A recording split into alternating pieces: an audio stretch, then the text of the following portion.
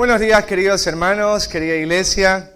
Qué lindo poder reunirnos y poder adorar a Dios, el único Dios cercano. Porque es el único Dios que para mostrarnos que está cerca se hizo como uno de nosotros. Y se hizo como uno de nosotros para un propósito en particular. Y ese propósito es por el cual nosotros estamos acá y por el cual todas nuestras vidas han cambiado. Si este evento no hubiese pasado en la historia humana y si este evento no hubiese impactado tu historia personal, muchas de las cosas lindas, es más, todas las cosas lindas que hoy disfrutas no serían posibles. Y más aún que hablar de la eternidad. ¿Cómo enfrentaría un ser humano la eternidad si este evento no ha impactado su vida? Así que hoy estamos acá para alabar al Dios que se hizo hombre, la encarnación. Porque para pagar la deuda del hombre, ese Dios necesitaba hacerse como uno de nosotros y pagar como humano nuestra deuda eterna. Así que vamos a orar y a pedirle a Dios que nos dé su gracia para que podamos hoy recordar esta historia, pero no una historia de recordar para decir qué lindo, sino una historia que nos lleve a adorarle en una vida de obediencia. Porque este evento no es como una película que al finalizarla tú dices qué buena película y haces una buena referencia en cuanto a esta película. Dios planea que a través de su palabra y al ver a este rey, tu corazón se humille para adorarle. Tu corazón se humille para apartarse del pecado. Tu corazón se humille para reconocer que fuera de él no hay salvación para ti. La pregunta es si tu corazón se va a humillar, no ante el niño que nació, sino ante el rey que murió por ti para salvarte. Así que vamos a orar. Amado buen Dios y Padre, pensar en la encarnación, pensar en lo que tuvo que suceder para salvarnos es realmente maravilloso. Y debería cautivar nuestros corazones, Señor. Gracias porque aunque el mundo hoy asocia la Navidad con tantas cosas que redundan en placer, en glotonería, en vanidad, tú nos has dado la claridad, Señor, para entender que en el fondo de todas esas cosas temporales y terrenales, la Navidad es la muestra más excelente, práctica, real, de tu eterno amor por la raza humana.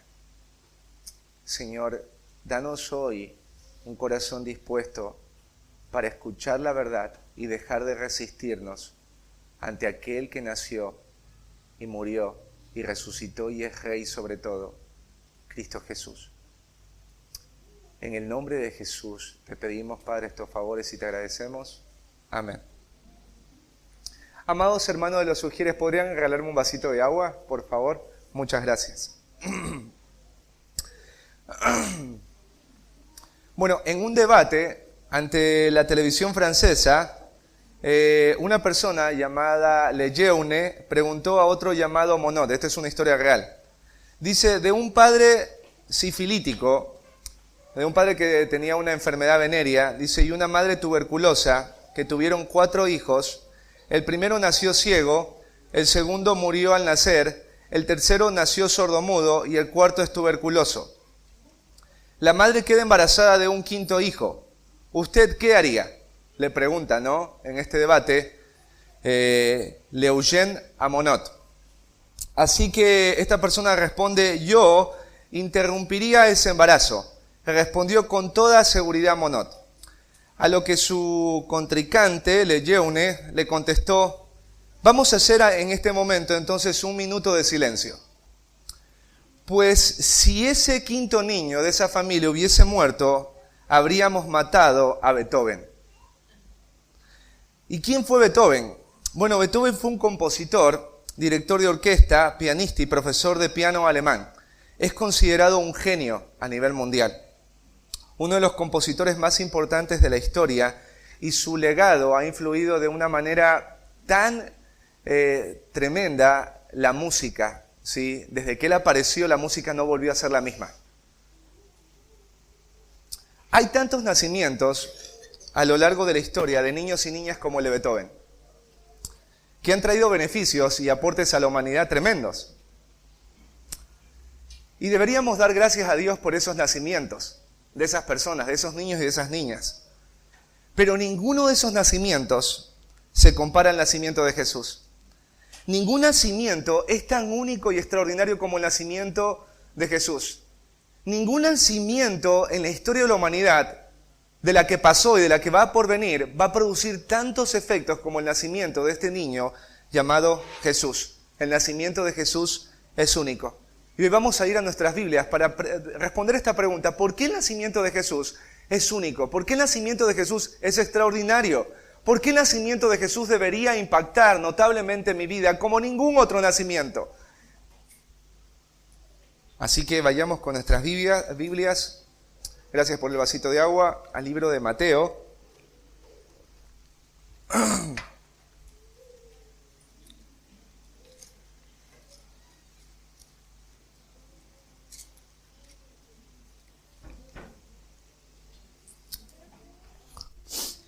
Capítulo 1.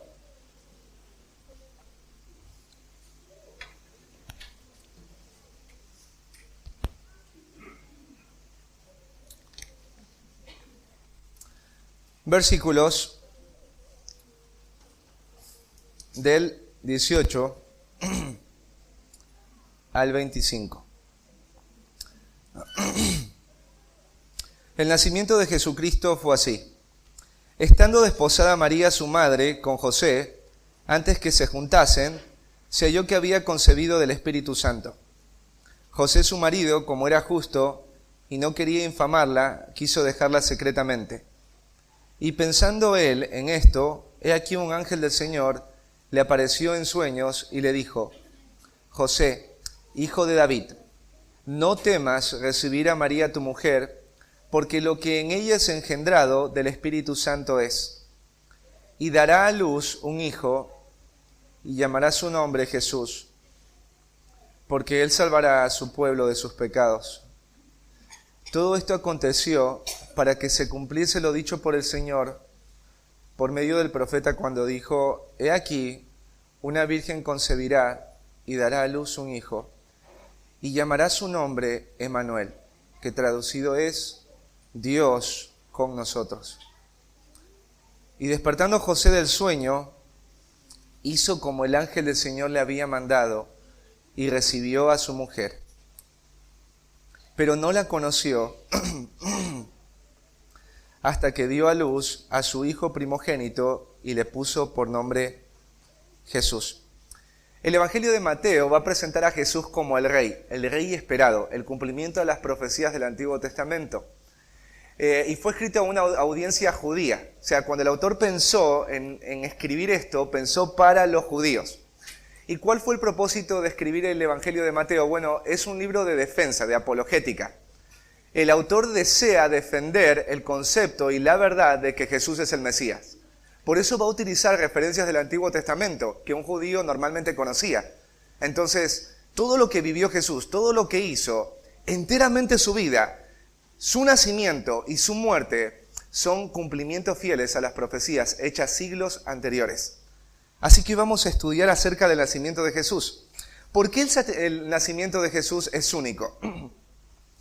Es único por su procedencia, ¿sí? Por su procedencia.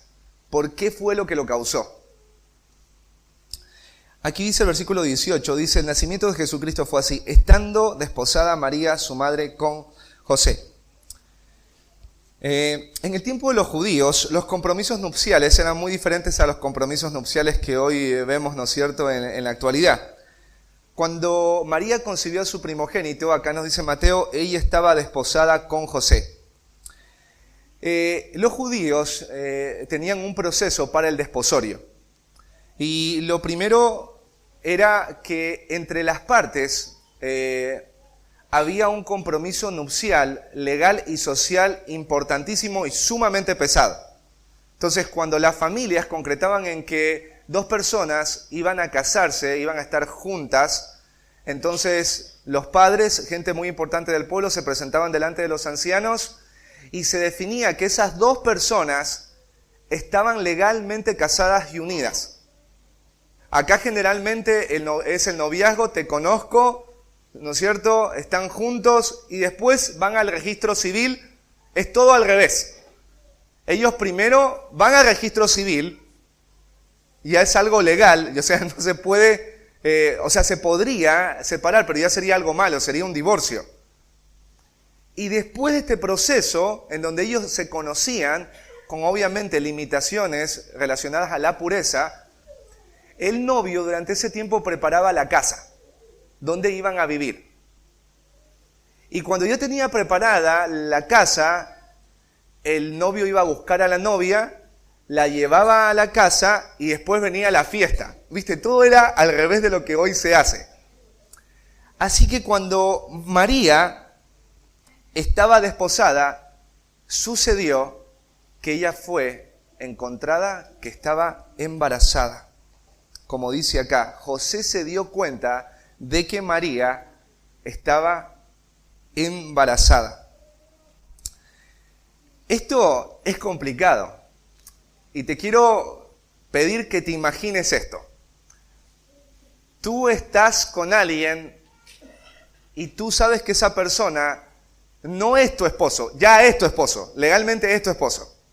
Tú le amas, tú ya te proyectas, vacaciones, el 31 con él, el 24, ¿sí? Ya sabes de qué color vas a pintar la casa, ¿no es cierto? Ya compraron la cocina, ¿viste? Ya está todo, ¿no? Y en un momento tu novia te dice, me voy a un viaje largo, voy a visitar a una tía, a una prima, ¿no? Y después regresa de ese tiempo y vos ves que la ropa es distinta, ¿no es cierto? Está más grande la ropa que usa. Y después vos como la conocés, vos ves que hay algo que está sobresaliendo. Y no es porque está llena, ¿sí? Y va creciendo. Y en tu mente, calculá, se fue durante varios meses a un lugar, regresa, estamos casados, pero ella no es la misma. Ella tiene evidencias de que hay un embarazo. Y los judíos eran estrictos en cuanto a las limitaciones de contacto físico. O sea, imagínate, vos nunca la tocaste, ni la mano, no la besaste, nunca estuviste en el lecho con esa mujer y está embarazada. ¿Cuál es la conclusión lógica a la que una persona llegaría en un contexto así? Bueno, ella estuvo con otra persona. Porque la fecundación humana, para que haya una fecundación humana, o sea, para que haya un bebé en una familia, tiene que haber un hombre y una mujer. No se puede de otra manera. Tiene que estar la semillita de un hombre para los niños, la semillita de la mamá, y las dos semillitas se unen y ¡pum! Sale un bebé. ¿Sí? Entonces, ¿de dónde vino este bebé? Así que José tenía algo muy duro en su vida. Porque José tenía dos decisiones. Habían dos cosas que se podía hacer. Una era presentar judicialmente una causa contra María, y esto traería deshonra y vergüenza a María. O la otra era dejarla secretamente y así darle la carta de divorcio. Y en el versículo 18 dice, se halló que había concebido del Espíritu Santo, pero esto no lo sabía José. Por eso en el versículo 19 va a describir a José. Dice José, su marido, no dice su prometido, su marido. Ya se asume que legalmente José es marido de María.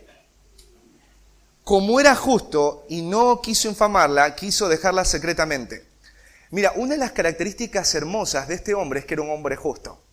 Y esta palabra justo significa alguien que está buscando honrar a Dios de manera práctica.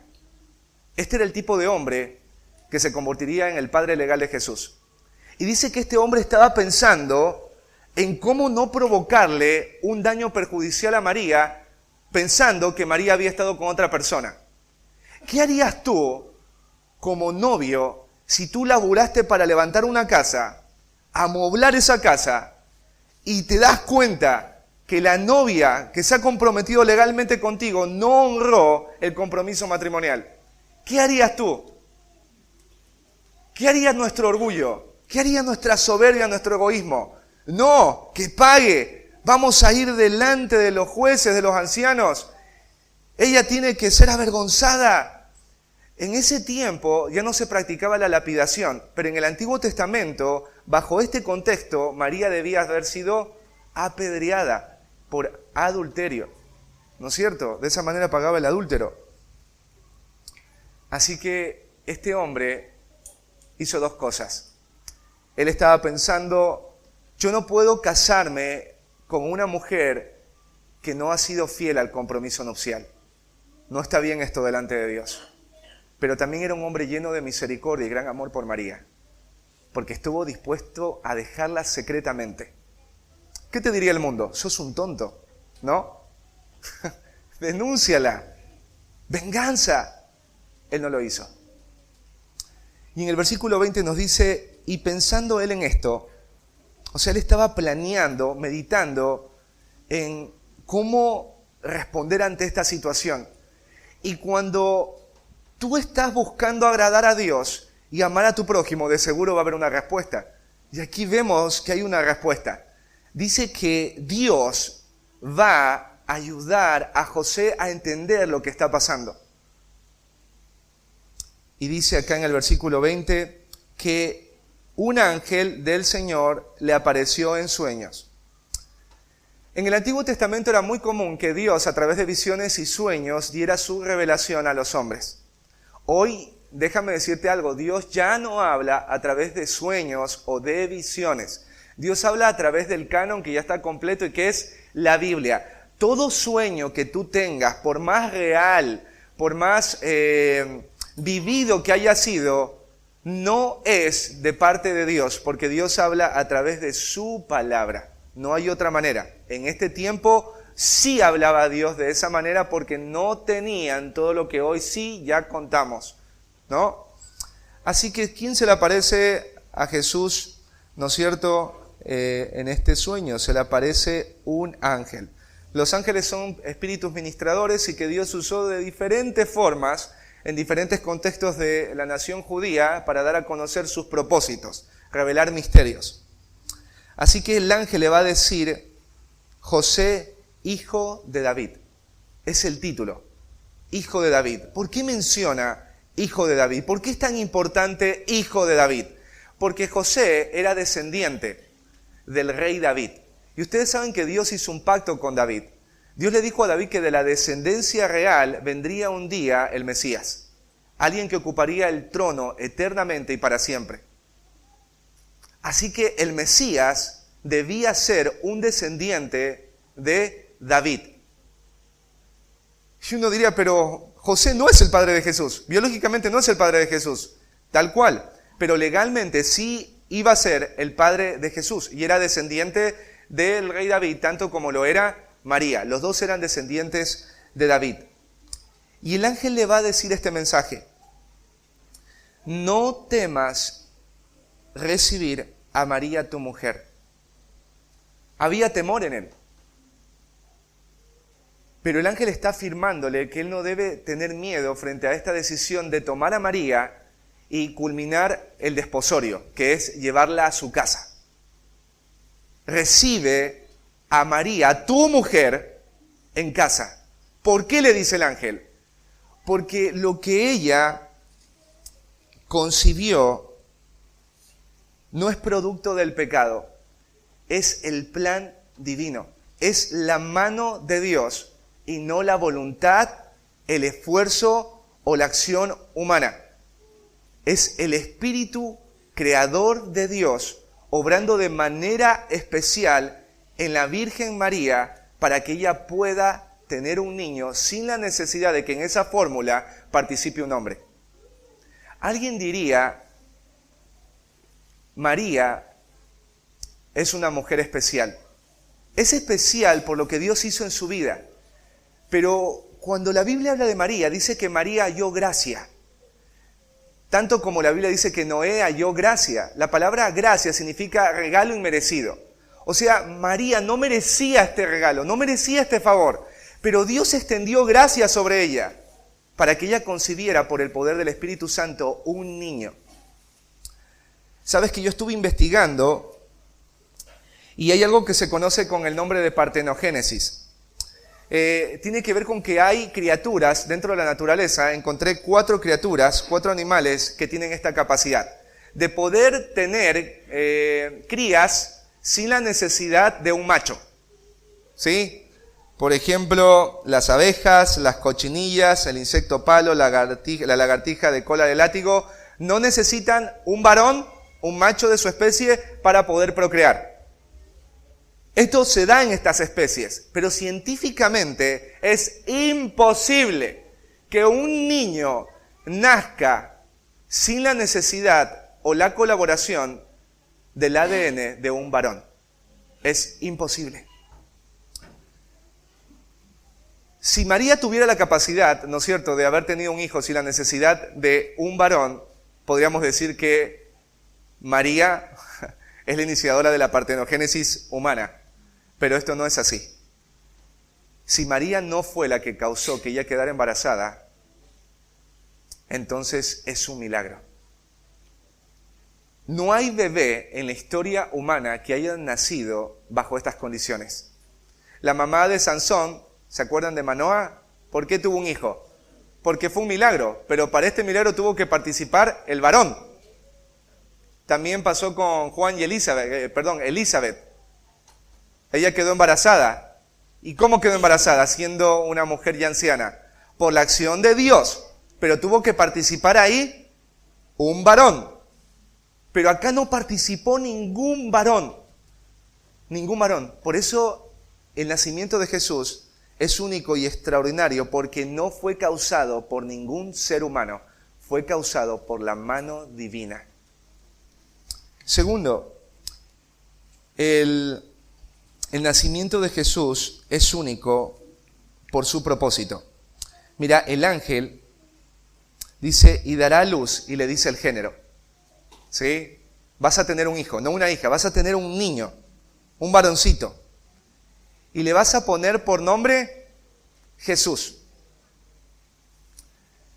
Para nosotros cuando escogemos un nombre, ¿viste? Le ponemos el nombre de la abuela, le ponemos el nombre del tío. En Ecuador veían el calendario y si en el calendario estaba San Dominiciano, te ponían Dominiciano. ¿Sí? Imagínate cuando era Ataulfo, Idulfo, Sigifredo en el horno, ¿no? Pero para un judío era muy importante el nombre.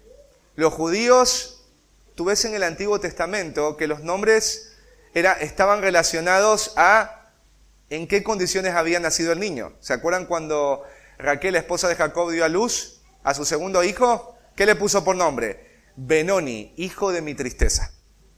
Porque después de ese parto ella murió, ¿no? ¿Cómo le puso Raquel a su hijo, a su primogénito José? Le puso José. ¿Qué significa José? Añádeme otro. ¿Qué nombre le puso la hija de Faraón al niño que encontró en las aguas? Moisés, porque de las aguas te tomé. Ahí hay alguien también en el Antiguo Testamento que se llamó Jabes, que significa dolor de útero. ¿Sí? Así le puso su mamá. Los nombres eran muy especiales para un judío. Y el nombre de Jesús es un nombre que va a determinar el propósito de este niño. Este nombre es importante por el propósito que va a cumplir este niño. Esa es la razón de este nombre. ¿Qué significa Jesús? Significa Jehová es el Salvador, Jehová es el rescatador, Jehová es el que salva. Jehová salva, Jehová redime. ¿Por qué le pusieron este nombre a Jesús? Dice, porque Él salvará a su pueblo de sus pecados. Él salvará, Él rescatará, Él libertará de su pueblo a sus pecados. En el mundo, ¿sabes cuántos niños nacen en el año? 140 millones de bebés. 140 millones de bebés nacen por año. Cuando un bebé nace, nadie, ni aun sus padres, pueden definir qué va a ser ese niño cuando crezca. No saben qué rol va a cumplir en la sociedad, si el niño va a ser bueno o malo. Tampoco los padres pueden definir sus metas o sueños o sus profesiones. Hay padres que, por ejemplo, quisieron que sus hijos sean médicos y terminaron siendo músicos. Hay padres que querían que sus hijos fueran militares y sus hijos terminaron siendo médicos.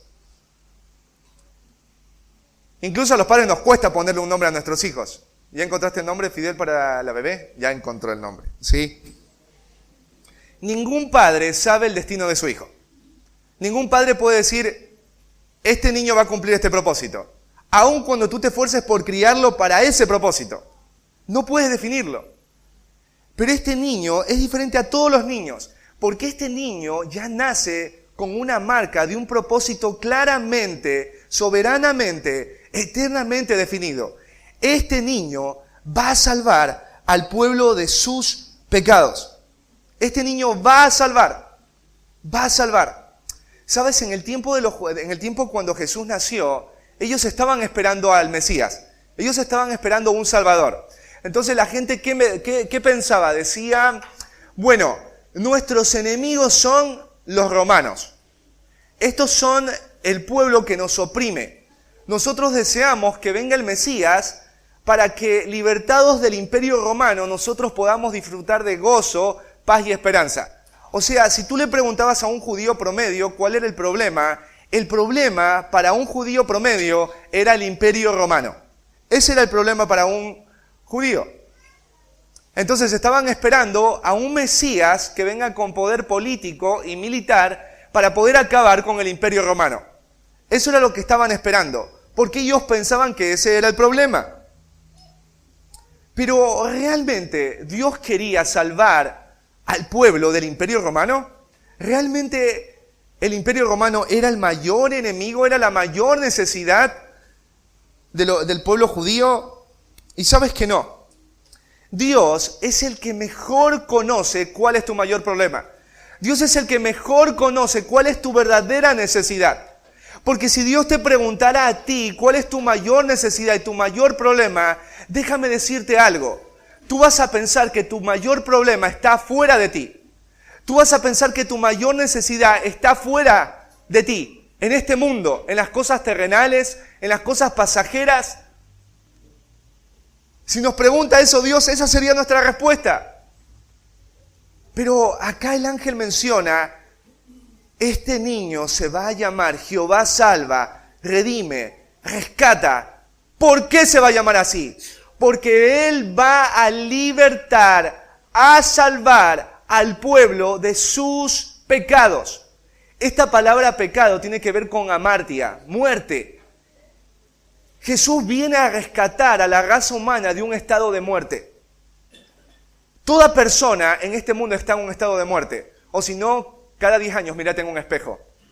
Todos nos estamos marchitando por más cremas. Todos nos quedando calvos por más lociones que nos pongamos. Todos nos estamos haciendo gorditos y nos estamos enfermando aunque no queramos. Nos estamos marchitando, estamos en un estado de muerte. Miremos nuestras relaciones. ¿Cuántos divorcios has tenido? ¿A qué persona abusaste? ¿A qué persona dañaste con tu lengua? ¿A qué persona le fuiste infiel? ¿A qué persona le robaste? ¿Y qué hablar de tus pensamientos? ¿Cuántos pensamientos malos, dañinos y perversos, terrenales y mundanos pasan cada día por tu mente? ¿Cuánta sed de venganza hay en tu corazón? ¿Cuántos celos? ¿Cuánta lujuria? ¿Cuánto egoísmo? ¿Cuánta soberbia? ¿Cuánta vanidad? ¿Cuántas malas decisiones? Ese es el mayor problema de la raza humana. La mayor necesidad es el pecado, la condición del alma humana. En otras palabras, Jesús vino para salvarte de ti mismo. Porque el mayor problema que tú tienes sos tú mismo. El mayor obstáculo en tu vida eres tú mismo. La mayor desgracia que ha venido a tu vida la tienes desde tu nacimiento, es tu propio corazón. Que hoy la sociedad dice, confía en tu corazón, sigue tu corazón, haz feliz a tu corazón. De ese corazón Jesús te quiere salvar. De ese corazón que no quiere saber nada de Dios. Porque puedes estar 2 horas viendo una serie en Netflix, pero no te banca 5 minutos que alguien te hable del pecado y que te llame a salir de él. No te lo bancás. ¿Por qué? Porque estás en una condición de muerte. Estamos en una condición de muerte. Ninguno de los que está aquí puede decir, yo voy a poder vivir una vida perfecta. Te vas a equivocar. Tú, yo y todos los que vengan, porque nacemos con amartia, nacemos con una condición de muerte. Nos estamos marchitando y a medida que nos marchitamos, destruimos a otros y otros nos destruyen a nosotros. Esa es la raza humana. Pero Dios vio. ¿Y a quién envió como respuesta? A Jesús. Porque Él salvará. No dice María salvará. No dice una religión salvará. No dicen tus padres salvará, el presidente salvará. Lo peor que puede haber es alguien defendiendo a un presidente. El presidente ha sido puesto por Dios. Tus padres fueron puestos por Dios. Pero nada te va a poder salvar. Escucha, nada te va a poder salvar. Un buen matrimonio no te va a poder salvar. La belleza no te va a poder salvar. Quedarte embarazada para hacer feliz a tu marido no te va a poder salvar. La juventud no te va a poder salvar. Tu trabajo no te va a poder salvar. Tu carrera no te va a poder salvar. Lo que pienses en este momento que te va a salvar, no te va a salvar. Porque dice Jesús, Jehová salva, Él salvará. Solo Él salvará. Solo Él salvará. Escucha bien, solo Él salvará al pueblo de sus pecados, no de su economía. No te hará regresar a tu familia, no va a hacer muchas cosas, te va a salvar de ti mismo. Mírate en un espejo, tu mayor problema eres tú.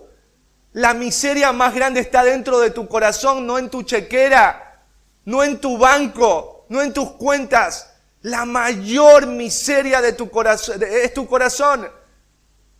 El mayor enemigo tuyo eres tú mismo.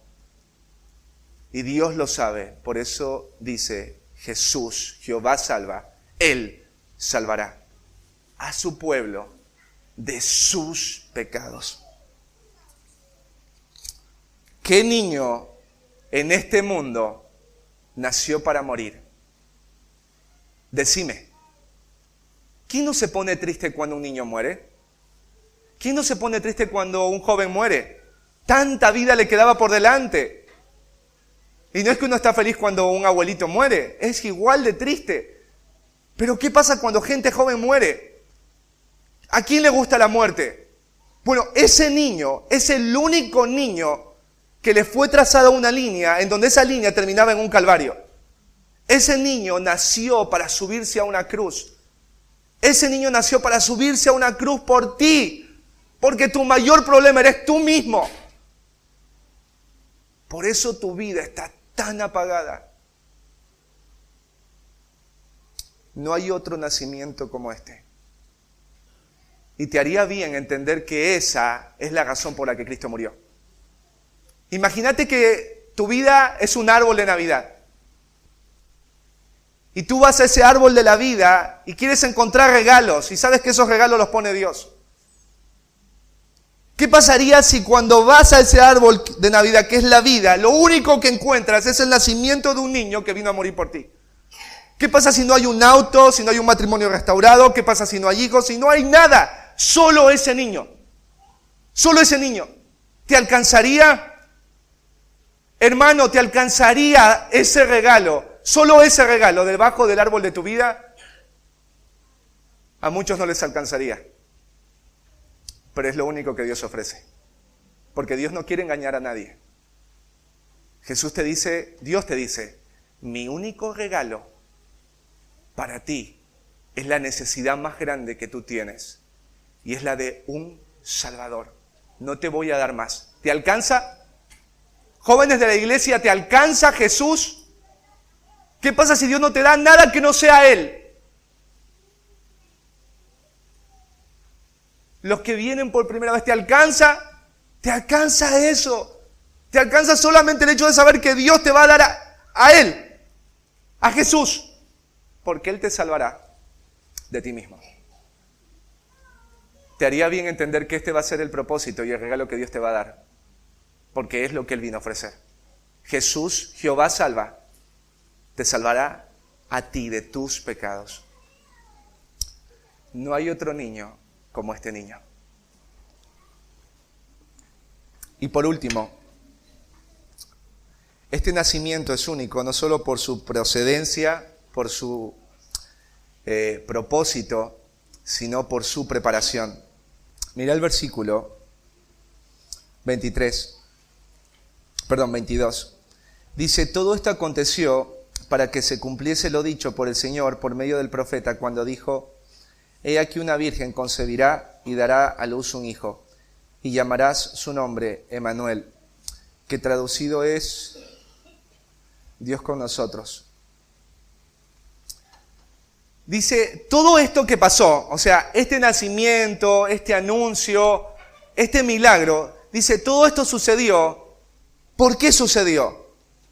Por algo que ya fue dicho. ¿Cuándo fue dicho? Siglos atrás. Dios había profetizado que un día nacería un niño de una virgen y a este niño se le llamaría Emmanuel, que significa Dios en medio de nosotros, o Dios habitando, haciendo su morada con nosotros. Este nacimiento no es el producto de una reacción de Dios diciendo, ¿y ahora qué hago? La humanidad está perdida. No fue el producto de la suerte o de las posibilidades. Este niño debía nacer porque ya su nacimiento fue planeado. ¿Cuándo fue planeado? Fue planeado en la eternidad. Dios planeó que ese niño naciera, ese niño muriera y cumpliera ese propósito antes de que Adán y Eva cayeran en pecado. Antes de que fuera creado el universo, ya estaba planeado por el Eterno que un día el Verbo se haría carne y moriría por nosotros. Cuando Adán y Eva cayeron, habían maldiciones. Si tú lees Génesis, hay muchas consecuencias por lo que ellos hicieron. Y en medio de toda esa oscuridad, ¿uno qué desea? Ver una luz. Y esa luz, en medio de toda la oscuridad, Adán y Eva, por las consecuencias de su pecado, ¿sabes cuál era esa luz? Que un día de la simiente de la mujer vendría alguien que le daría una herida mortal a la serpiente en la cabeza. Desde ahí, Eva entendía que había alguien que redimiría a la raza humana y sería un niño. Imagínate Eva fuera del jardín con su esposo, viviendo en situaciones bien hostiles. Y cuando ella da luz, toma a este niño y le pone Caín. Por voluntad de Dios he adquirido varón. ¿Cuántos nacimientos habrá tenido Eva esperando que ese niño sea la esperanza para redimir su vida y la vida de toda la humanidad? Eva no lo vio. Pero en María, Eva y todas las mujeres del mundo hoy ven nacer aquel Redentor que nació de la mujer para redimir al hombre y a la mujer de la maldad y de la angustia del pecado. Así que esto te da un panorama de que Dios, desde que Adán y Eva cayeron, Él empezó a trabajar. Imagínate esto. Dios tenía, para cumplir esta promesa, que trabajar en toda la historia humana, orquestar eventos, situaciones, personas, a esto se suma la maldad angélica y humana. Toda la historia humana es el tejido de Dios orquestando para que al final de ese tejido nazca el fundamento y la razón de la historia, que es Jesús mismo. ¿Qué persona podría en la historia hacer algo así? Prometerte algo y mover los eventos de todo lo que sucede alrededor para que eso que prometió se cumpla. ¿Sabes que no hay ningún ser humano que pueda hacerlo eso? ¿Por qué Jesús nació cuando estaba el Imperio Romano? ¿Sabes que Jesús mismo dijo, si los de Sodoma y Gomorra hubiesen escuchado este mensaje, se hubieran arrepentido? ¿Por qué? Mira, Jesús es la única persona que podría decir, si hubiese hecho esto, hubiese sucedido esto. Ninguna persona puede hacer eso. Lo hacemos, pero no podemos dar por sentado que va a suceder así. Jesús sí. Jesús pensaba que si él hubiese venido en el momento de Sodoma y Gomorra y hubiesen visto todas esas señales, Sodoma y Gomorra no hubiese sido destruido, se hubiesen arrepentido. ¿Por qué Jesús nació en el Imperio Romano? Porque Dios tuvo que preparar todos los eventos judíos y fuera de los judíos para que en un momento exacto, en un imperio exacto, con personajes exactos, en situaciones exactas, en movimientos exactos, con decisiones exactas, naciera Jesús, Jehová salva, el que había de salvar al pueblo de sus pecados. Así que la historia no es tu historia. La historia es la historia de Dios trabajando para a través de ese acontecimiento que es la muerte, el nacimiento y la resurrección de Cristo, tú y yo podamos tener esperanza. ¿Cómo se le llama a este niño? A este niño se le llama Emanuel. Escucha, se llama Emanuel. No sé si es dulce para ti escuchar esto. Emanuel, Dios con nosotros. No dice Dios contra nosotros, sino Dios con nosotros. Dios a favor de nosotros.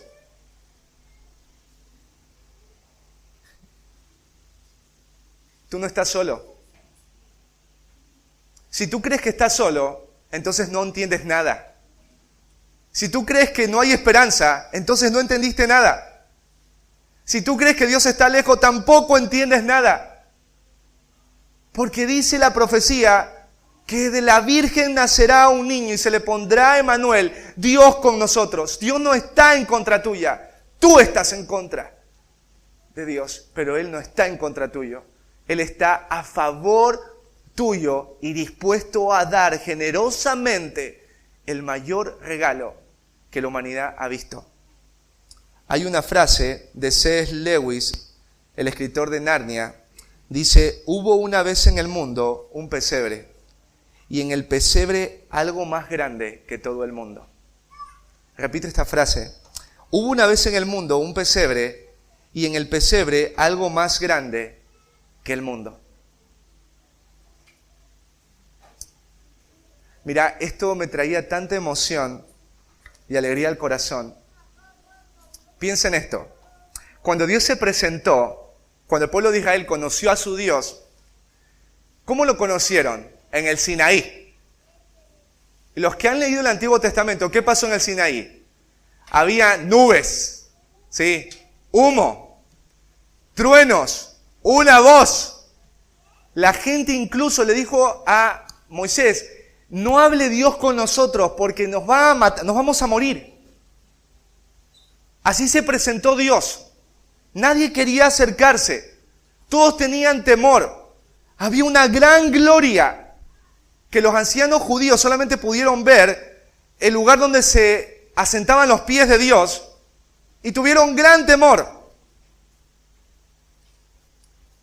Pero qué maravilloso que es este cuadro de que el Dios que estaba en Sinaí bajó para estar en el lugar más ridículo, pobre y miserable, un pesebre, donde comían animales.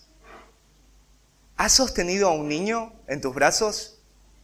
Imagínate que Dios se presenta inocente, tierno, débil y frágil, para que tú no quieras huir más de Él, sino para que tú te derritas por tal amor humilde que estuvo dispuesto a tomar tu forma, para que en tu forma tú puedas comprender el gran amor que Dios te tuvo al encarnarse. Nadie quisiera estar parado en Sinaí, pero toda la raza humana debería querer pararse y estar delante de un pesebre. Porque en el pesebre ese niño no te hace daño. En ese pesebre ese niño es tierno. Ese niño está ahí para acariciar tu alma, para salvarla. Porque ese niño iba a salir de ese pesebre e iba a caminar hacia la cruz Y sí va a subir en esa cruz porque te amó, nació porque te amó, murió porque te amó. Y Él va a regresar porque te ama. Dime si no es el mayor regalo Jesús. Pero lastimosamente tú y yo lo hemos despreciado porque ya Jesús no es el regalo que queremos abrir. Es un regalo aburrido, ya no es valioso porque siempre lo tienes. Pero déjame decirte algo, si tú tuvieras todos los regalos del mundo y te murieras, qué miseria y condenación tan grande sería tu alma y tu vida. Pero si eres la persona más pobre y tienes solo ese regalo, entonces tienes la eternidad, tienes el cielo y sobre todas las cosas lo tienes a Él. Hubo una vez en el mundo un pesebre y en el pesebre algo más grande que el mundo. Los autores bíblicos entendían quién era el que estaba en el pesebre. La pregunta es si tú lo entiendes. La pregunta es si tú vas a responder a esta persona que nació y de una vez por todas vas a dejar de luchar contra aquel que vino a morir y amarte y te vas a entregar para adorarle y servirle. Algunos quizás estén acá diciendo, yo me quedo con mi religión. Es una hipocresía cuando las personas dicen, yo me quedo con mi religión. ¿Sabes por qué? Tú no te quieres quedar por fidelidad a tu religión, sino porque te encanta el pecado, te encanta vivir sin Dios, te encanta vivir abrazando este mundo. Por eso no venís a Jesús. ¿Por qué ya no quieres acercarte más a Jesús? Porque tu corazón se fue como Demas, amas más este mundo. Estás acá pero amas más este mundo. Jesús ya no te hace feliz. Jesús ya no te llena de gozo y esperanza. Las personas te van a fallar. Tu matrimonio posiblemente se quiebre. Tus hijos te van a traicionar, te van a dejar solo en tu vejez. Pero ese regalo siempre va a estar allí. Para que tú lo abras una y otra vez. Y recuerdes que Dios se hizo carne para morir por ti en una cruz, porque Él salvará al pueblo de sus pecados.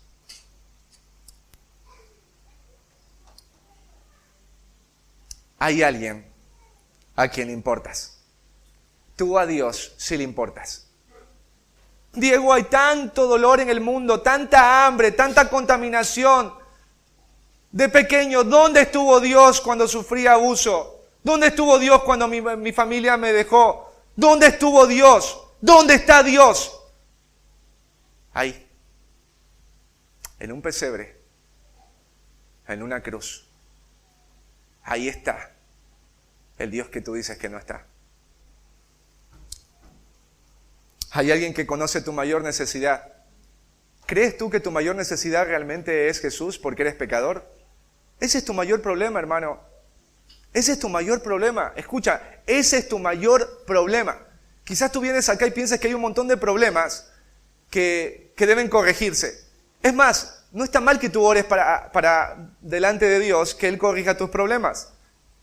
Podemos llevarle a Dios nuestros problemas, pero el mayor problema es este. Es tu condición espiritual. Es tu pecado, es tu corazón. Y Dios lo sabe. Y Él ya te dio para esta necesidad. Hay muchos de ustedes que no quieren saber nada de Dios porque Dios no les dio lo que querían. Dios no te va a dar lo que vos querés. Te va a dar lo que vos necesitas tanto. Vos necesitas un Salvador. Diego, yo ya conozco hace 10 años al Salvador. Escucha, este mensaje también es para ti. Jesús debe seguir siendo el valor más grande de tu vida. Porque si no lo es, entonces quitaste la mirada de Él.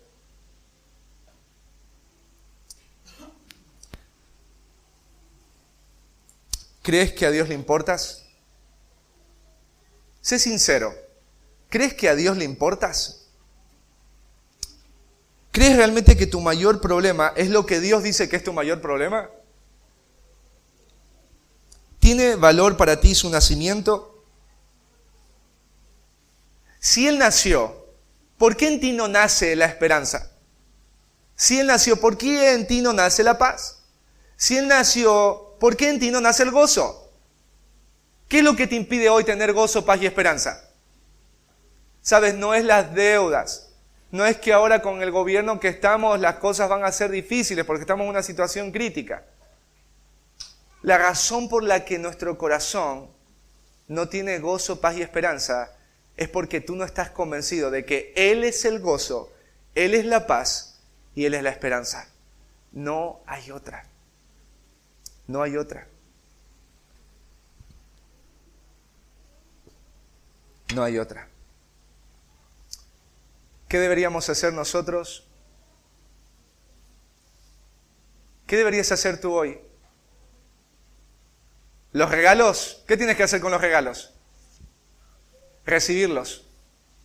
Hay algunos que están por primera vez. Tú sabes, porque el Espíritu Santo golpea tu alma. El Espíritu Santo golpea tu alma. Cuando tú te sientes incómodo, cuando alguien te dice lo que no quieres escuchar, es el Espíritu Santo golpeando tu alma, convenciéndote de que lo que necesitas es lo que vos te negás a recibir. Y es salvación. Tú sabes que estás huyendo de Dios. Deja de hacerte el otro. Porque Jesús nació para salvarte a ti. La pregunta es si tú vas a ir a Él. Porque tú eres el que está en contra de Dios, no Él. Él se está ofreciendo hoy a ti. ¿Vas a ir a Jesús? ¿Vas a arrepentirte de tus pecados y vas a venir a Jesús? ¿Vas a renunciar no a tu religión, sino a tu pecado? El nacimiento de Jesús marcó la historia. Y te voy a decir algo. Si tú no vas a Jesús, yo no te voy a decir que tu historia acá va a cambiar. Sí cambia. ¿Sabes qué es lo que va a cambiar? Tu eternidad. Porque todos los que entran por la puerta del cielo no entran sino por Él. Si no está Él, estás perdido. Pero yo soy creyente. Los demonios también creen y tiemblan. Los demonios creen como tú. Ellos han visto a Dios. Ellos saben quién es Jesús. Pero los demonios siguen siendo demonios. Siguen siendo demonios. Si tú vas a Jesús y sigues haciendo lo mismo que los demonios, rebelándote, viviendo una vida sin Dios, eres como los demonios, aunque creas. Porque el que cree tiene fruto de arrepentimiento. Su vida florece para amar a Dios, honrarle y servirle hasta el día de la muerte.